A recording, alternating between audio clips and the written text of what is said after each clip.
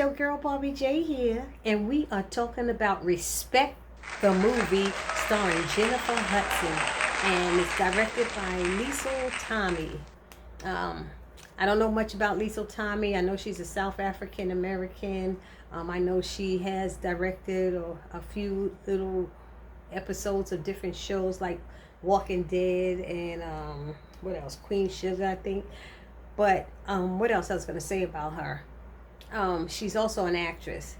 So I don't know much about her, but I wanted to get into the actors first before I started talking about the show, the movie.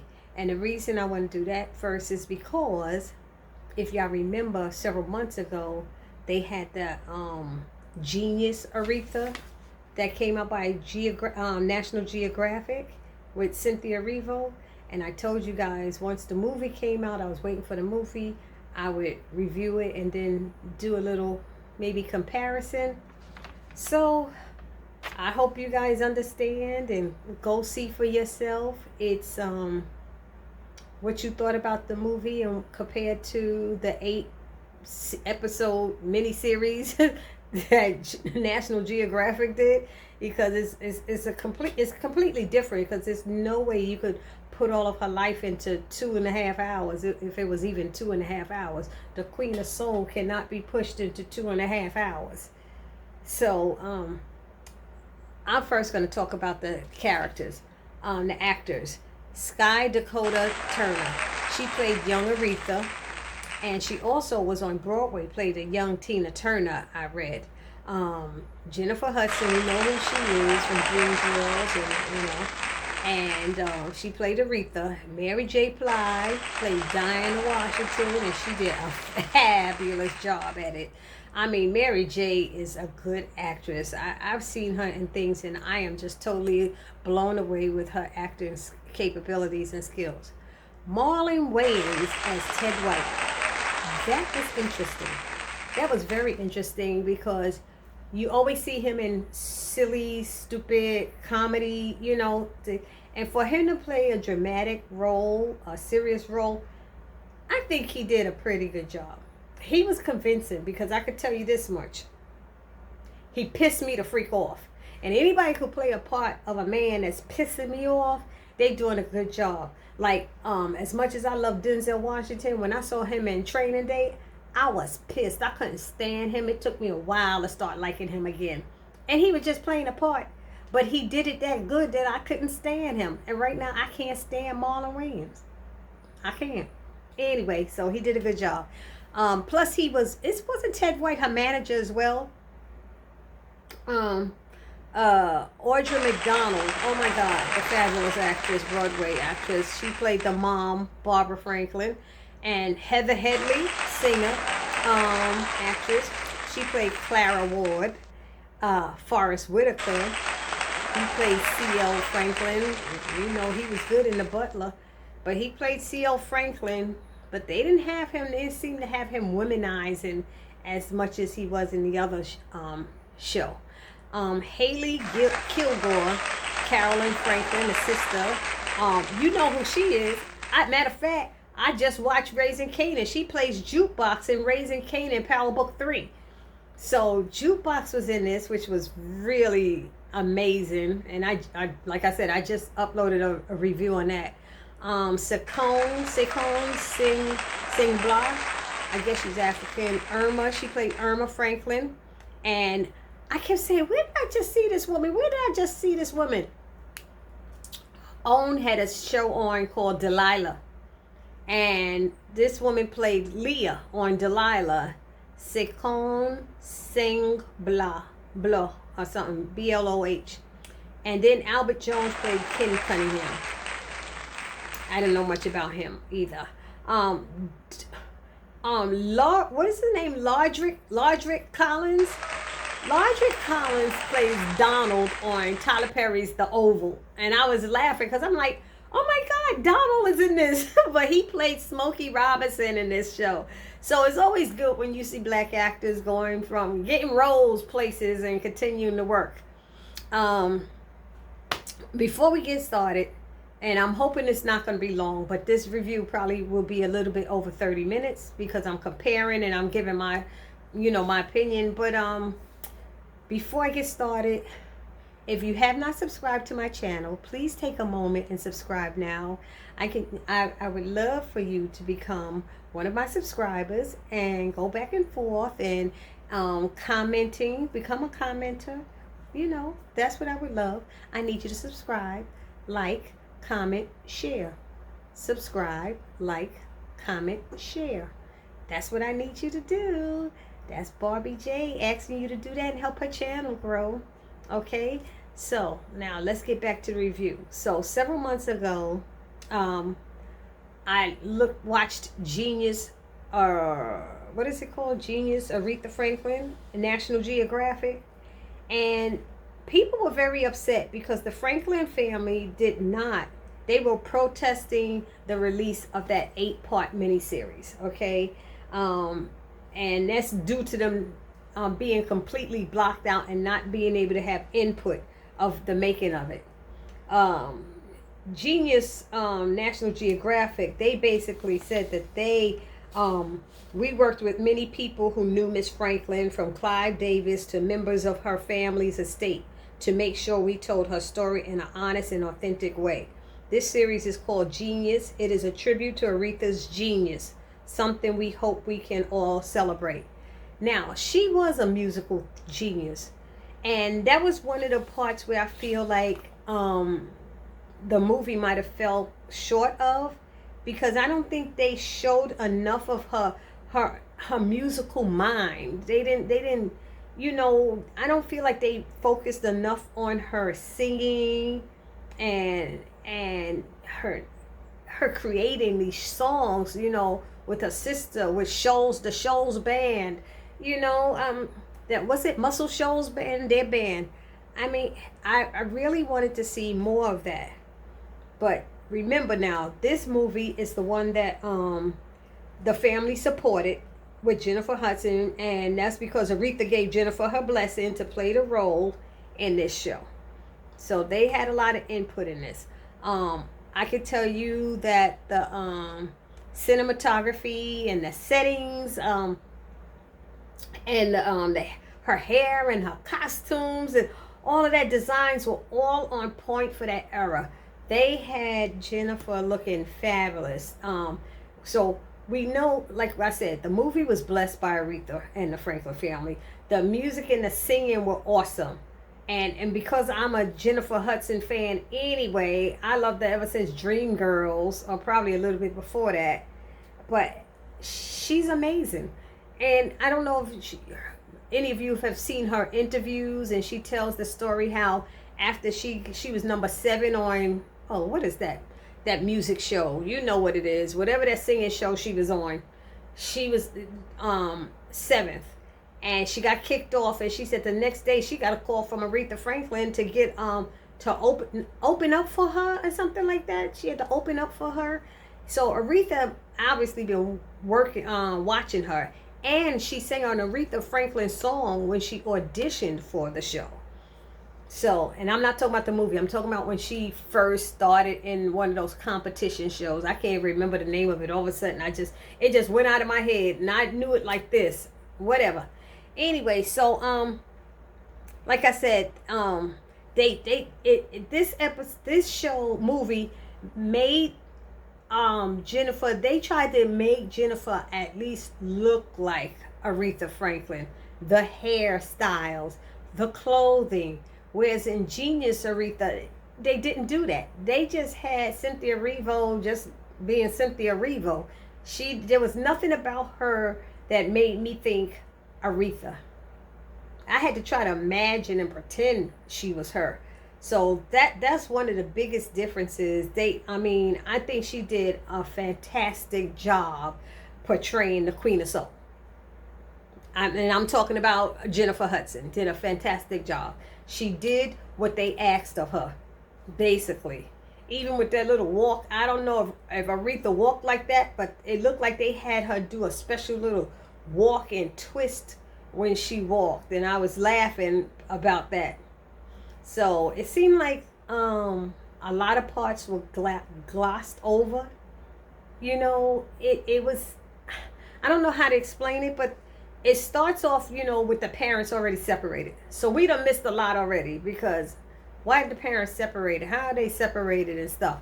And it was basically because of C.L. Franklin's philandering and his volatile temper. He was abusive. The mom was and the mom was an accomplished singer and piano player. And I think she was Aretha's main major inspiration for wanting to sing and stuff, because you could tell she loved to hear her mother sing, and she kept asking her mother to sing another song. Her mother's like, Ree, I just sang 3 songs. She said, how about if we talk and play, and sing at the same time? Well, I'm not going to tell you the show. I'm sorry. I don't want to do any spoiler alerts, so let me take this back. Now remember, because this came out 2 weeks ago, so if you haven't seen it, I think it's on demand now, so you could go see it on demand. That's how I saw it on TV, because I was not ready to go back into the movie theaters. I was not. And I wanted to on that opening day, but I was like, yeah, I was all gung-ho, and I rolled it back. Delta variant, all this stuff going on. I didn't want to do it. But that's how it started off.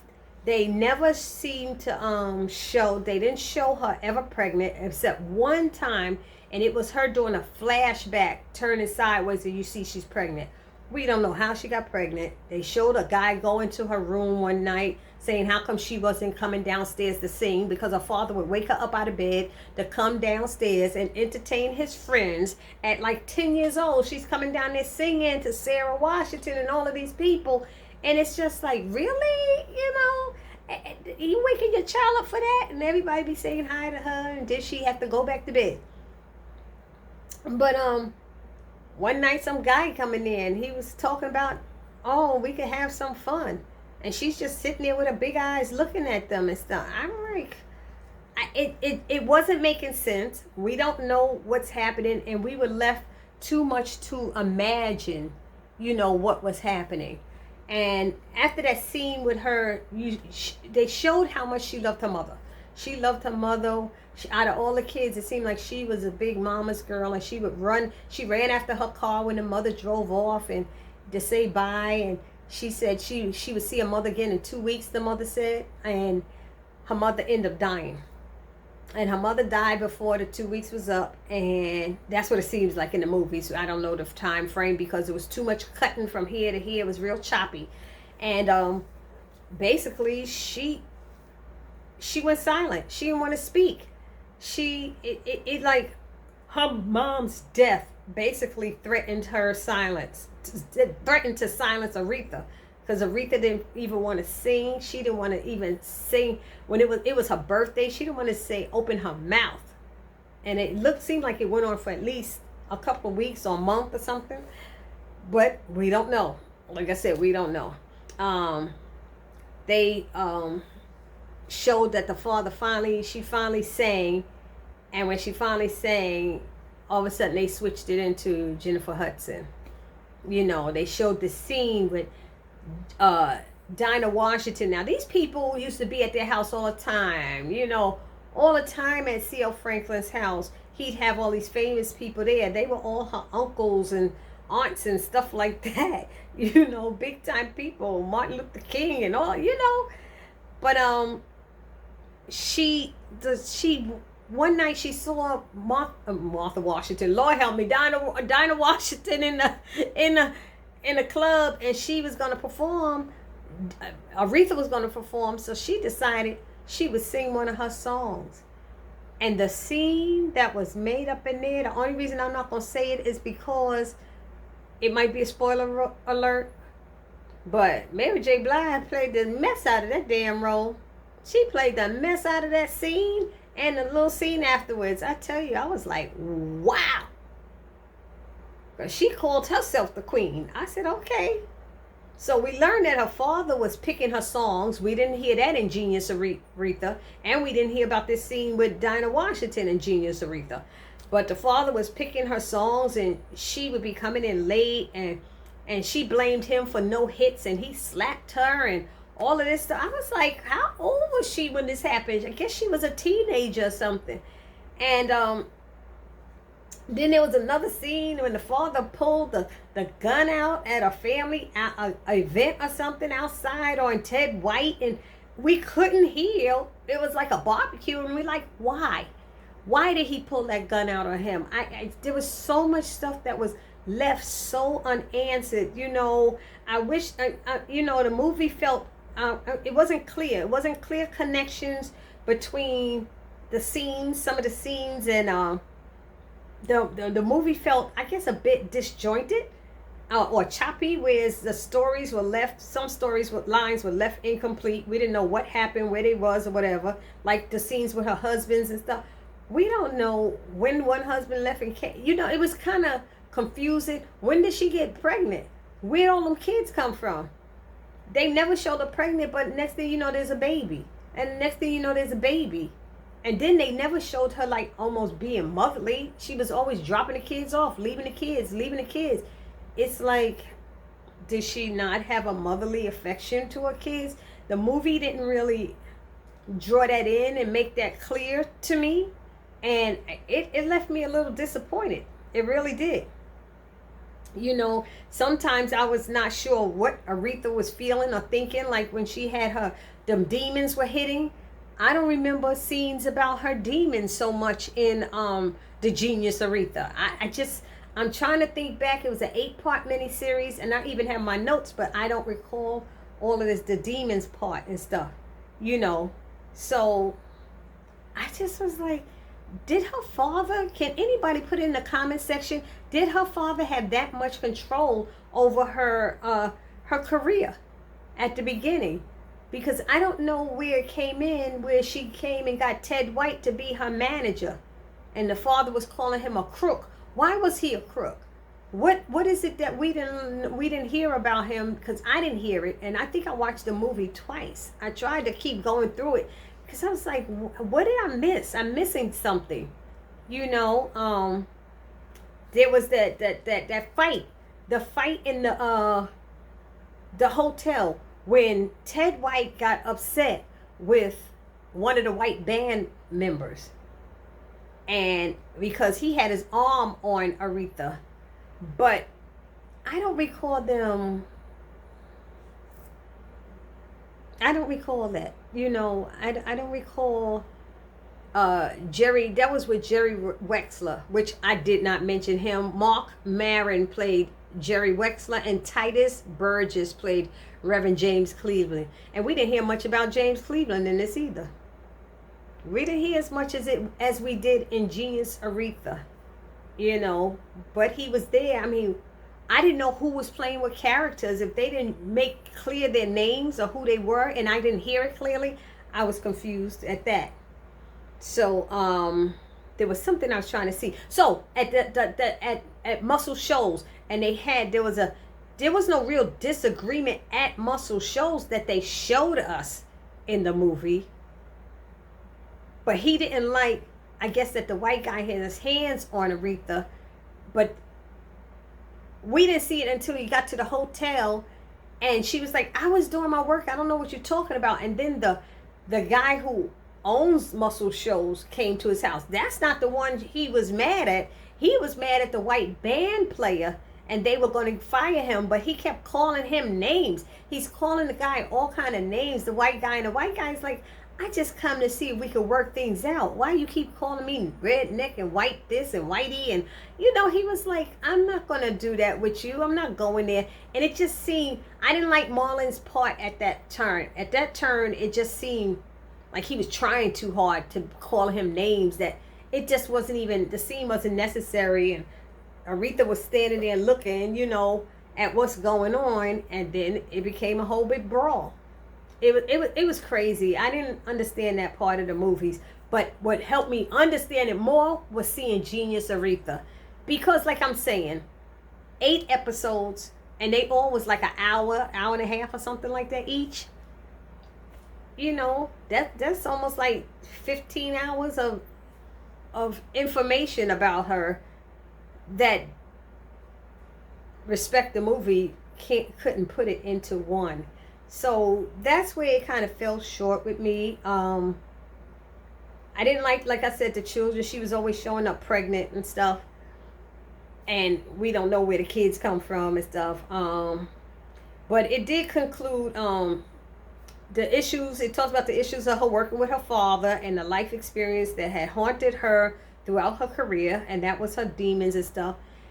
There was even a scene with the at Muscle Shoals when she was singing, I forgot which song it was, and her sisters and them were standing there helping her. She was the genius of her putting it together, how they worked. She worked with the band and the piano, hitting notes and putting a song together. That was phenomenal. I just enjoyed that part. I wish I would have seen more of that. But then they showed a scene where her sister was holding her hand and said, you were great. You so great, sis," or something. And Ted White saw it and hurried up and came over there and slid in where she had to let go of her sister's hand, like he was almost jealous of her relationship with her sisters. And then they didn't show all the fighting that was supposedly gone on between the sisters. According to Genius Aretha, her and her sisters had a lot of little disagreements with music and stuff. In this episode, her sisters were always, always, always on her side and singing back up to her, except for when she was getting real tired and stuff, and they were telling her she's overworking herself and booking. She's like, "If it wasn't for me, you wouldn't have all this. I paid for all of this. Y'all just jealous of me," and all of that stuff. I was like, wow. So they had that part, but it was a little more deeper and in depth in Genius Aretha. So those are the differences of the two shows. So, like I said, I enjoyed all the music, all the singing, all the cinematography, all the settings and the hair and the costumes. Everything was amazing. But the connection of the scenes from one to the other, I just didn't get, and I just didn't understand. And maybe we would have known more about the demons if we would have saw more of how her father was abusive. I don't think they ever showed her father being abusive in the show. And they never showed, what else? There was something else. Abusive and his womanizing and philandering. They never showed any of that. So that might, like I said, that might have helped us. And showing her go on the road with what was that when he did the gospel caravan? They didn't show anything about that. We don't hear anything about it. The father's always there. He's never away. So that helps us. If we knew that part, that might help us understand Aretha's demons that she was going through and the drinking and everything. I don't recall her drinking as much in Genius Aretha. I don't recall her falling off no stage. She fell off the stage and they allowed her to go out there drunk, which didn't make any kind of sense. The fact that she didn't want to listen to her siblings and fighting with them. She didn't want to listen to her husband. It was, I don't know. I didn't like the way this, like I said, the scenes were connecting. But you guys, I'm sorry this is so long, but you let me know how you feel about the movie compared to the Genius Aretha. Like, I just don't even know. I feel like I said everything I could say. Yeah, I think that's all I could say about it. So, this your girl, Barbie J, saying, let me know what you think. And don't forget to subscribe to my channel. Hit that like button, thumbs up, okay? Comment and share. Peace.